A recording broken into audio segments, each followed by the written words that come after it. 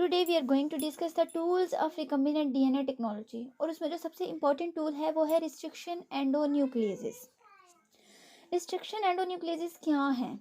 ये बेसिकली ऐसे एंजाइम्स हैं जिनकी हेल्प से डीएनए को कट किया जाता है। बैक्टीरिया से लिए जाते हैं और ये डीएनए को कट करते हैं स्पेसिफिक साइट से, यानी एक स्पेसिफिक पॉइंट होता है जहाँ से ये डीएनए को कट करते हैं। अब सबसे पहले हमें कैसे पता चला था इनका? सबसे पहले ये एंजाइम्स जो हैं ये लिए गए थे ई. कोलाई से। ये क्या करते थे ई. कोलाई में कि वायरल डीएनए को कट कर देते थे, ताकि जो वायरल डीएनए है, यानी बैक्टीरिया को प्रोटेक्ट करते थे ना, ये वायरल डीएनए जो है वो लिटिक साइकिल स्टार्ट ना कर ले, इस वजह से ये वायरल डीएनए को कट कर देते थे। लेकिन यहाँ पे एक क्वेश्चन आता है कि फिर बैक्टीरियल डीएनए कैसे इनसे बचा रहता था?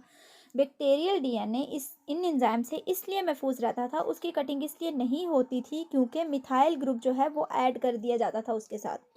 मिथाइल ग्रुप की हेल्प से बैक्टीरियल डीएनए प्रोटेक्शन में रहता था और वायरल डीएनए जो होता है उसकी कटिंग हो जाती थी इन एंजाइम्स की हेल्प से।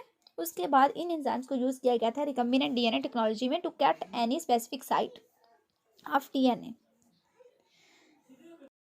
अब ये क्वेश्चन है कि इनको रिस्ट्रिक्शन एंडोन्यूक्लियोसिस क्यों कहा जाता है? रिस्ट्रिक्शन का मतलब क्या होता है? रिस्ट्रिक्ट करना, किसी चीज़ को रोकना। तो ये क्या करते थे? वायरल मल्टीप्लिकेशन को रिस्ट्रिक्ट करते थे, उसके डीएनए को कट कर देते थे, इसलिए इसका नाम रखा गया restriction endonucleases. Hundreds of restriction endonucleases isolate किए गए हैं अब, और इसमें से कुछ बहुत कम ऐसे हैं जो कमर्शियली अवेलेबल हैं, जिनको हम जेनेटिक इंजीनियरिंग की टेक्नोलॉजी में यूज़ करते हैं। और अगर ये रिस्ट्रिक्शन एंजाइम्स ना होते तो रिकम्बिनेंट डीएनए टेक्नोलॉजी कभी भी सक्सेसफुल ना होती, क्योंकि फिर डीएनए की कटिंग ही नहीं हो सकनी थी। सो आज का जो हमारा टॉपिक था, व्हाट आर रिस्ट्रिक्शन एंडोन्यूक्लियोसिस, ये बेसिकली ऐसे एंजाइम्स हैं जो डीएनए को कट करते हैं एट स्पेसिफिक साइट्स।